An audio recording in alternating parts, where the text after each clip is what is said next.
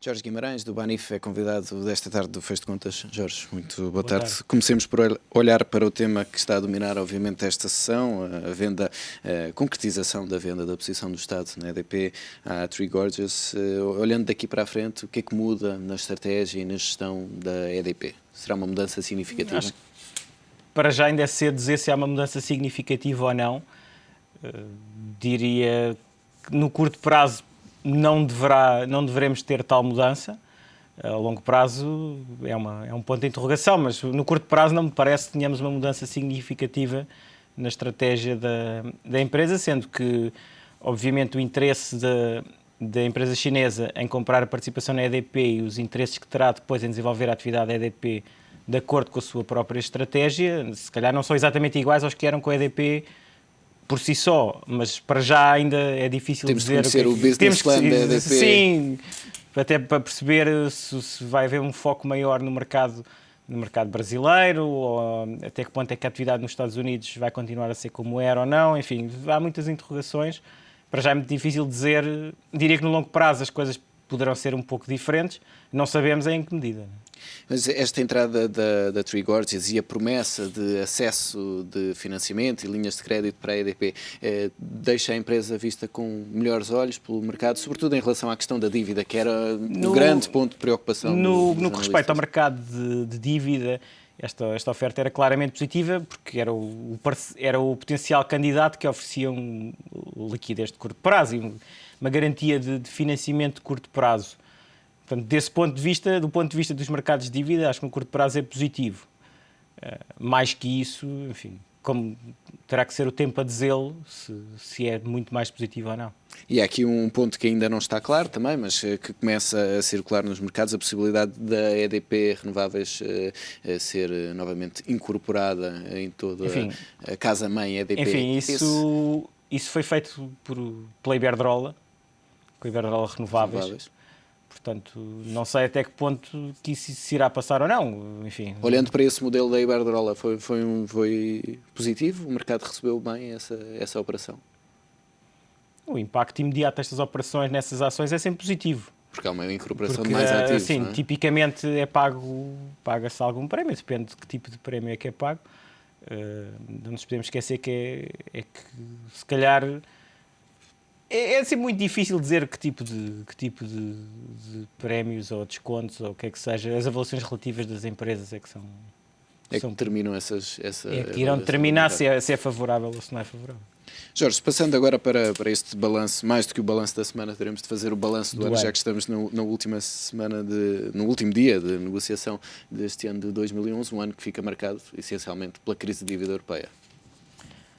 Acho que esse é o grande fator do ano, a intervenção o pedido de resgate de Portugal, o contágio à Espanha e à Itália, se calhar até quando toda a gente dizia que a Espanha era a próxima vítima. A Itália acabou por ser muito mais afetada muito mais fortemente do que a Espanha, e acho que isto vai ficar para a história como mais um ano da crise das dívidas soberanas da zona euro, um ano em que a crise efetivamente se estendeu aos países mais importantes da zona euro e em que tomou proporções que obrigam à tomada de medidas.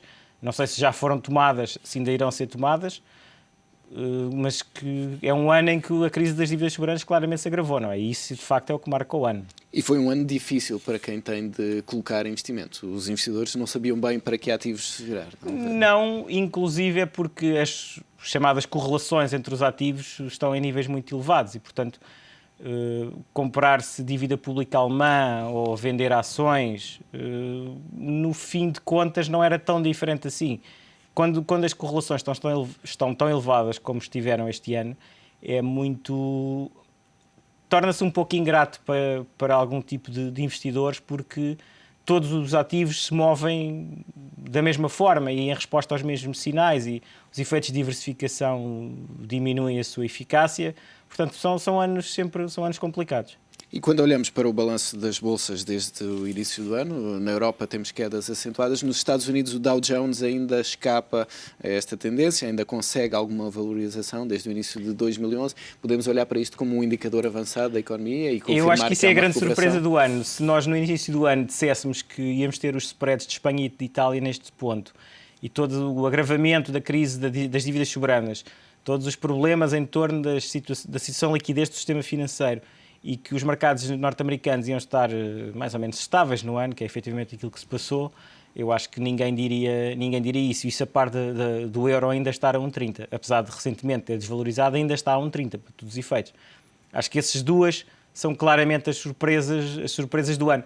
Eu não lia muito, lia mais do facto que a economia americana de facto está bastante melhor que a economia europeia, e isso explica uma parte da resiliência do S&P. Por outro lado, o seu caráter mais defensivo do que os mercados europeus, e portanto quem quer estar investido em ações numa altura de maior incerteza prefere estar investido nos Estados Unidos do que na Europa. E também um terceiro aspecto, que é o facto de muitas das empresas do S&P já gerarem uma forte percentagem dos seus resultados fora dos Estados Unidos, e nomeadamente nos mercados emergentes. Portanto, isso acaba por um minorar também. um bocadinho. Temos uma junção desses três efeitos: a economia norte-americana melhor, exposição internacional das empresas e o caráter mais defensivo desse mercado. E o que é que vai ditar a evolução das bolsas em 2012? São estes primeiros 2 meses em que vamos ter de rolar muita dívida europeia? A resolução ou não, ou o agravamento, ou o que é que seja, da crise das dívidas soberanas da zona euro será o fator decisivo da evolução dos mercados em 2012. Se tivermos uma resolução a contente dos mercados, imaginemos uma intervenção do Banco Central Europeu, finalmente a Alemanha ceder e permitir o Banco Central Europeu comprar dívida pública em montantes ilimitados, seja de que forma for, acho que isso seria muito bem recebido pelos mercados acionistas. Pelo contrário, um arrastar da situação tenderá a ser negativo para os mercados, porque as tensões vão... Enfim, estas 2 últimas semanas, apesar do LTRO decidido pelo Banco Central Europeu ser bem recebido pelo mercado e ser uma medida positiva, eu não lia muito na evolução das últimas 2 semanas, porque são sempre semanas com muito pouca liquidez e em que muitos investidores já não estão a tomar decisões, portanto são semanas atípicas. Vai ser a resolução da crise das dívidas soberanas que vai ditar a evolução dos mercados, até porque a evolução da economia global vai estar em grande parte condicionada por essa evolução das dívidas soberanas. E até lá, até termos essa resolução, os investidores que ativos vão procurar? Os mesmos que têm procurado neste final de 2011? Essa pergunta é um bocado difícil de responder, mas eu diria que, na ausência de novas notícias, vamos ter mais do mesmo.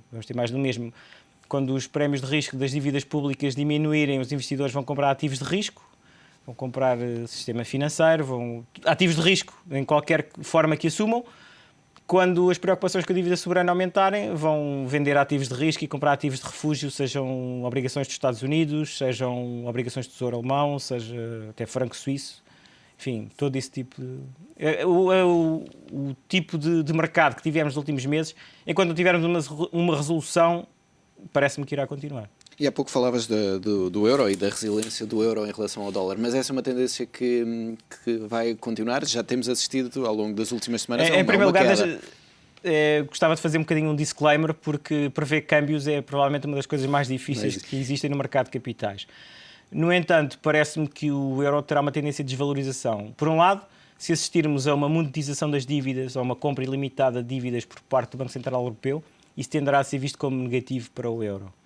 Por outro lado, se tivermos um agravamento dos problemas e as coisas piorarem ainda mais, então o dólar vai voltar a ser moeda de refúgio e, portanto, o euro ainda se vai desvalorizar mais. Ou seja, parece-me que na maioria dos cenários é mais provável que o euro desvalorize do que se valorize. Jorge, muito obrigado pela presença neste Fez de Contas, por esta análise, e desde já ficam os votos também de um bom ano de 2012.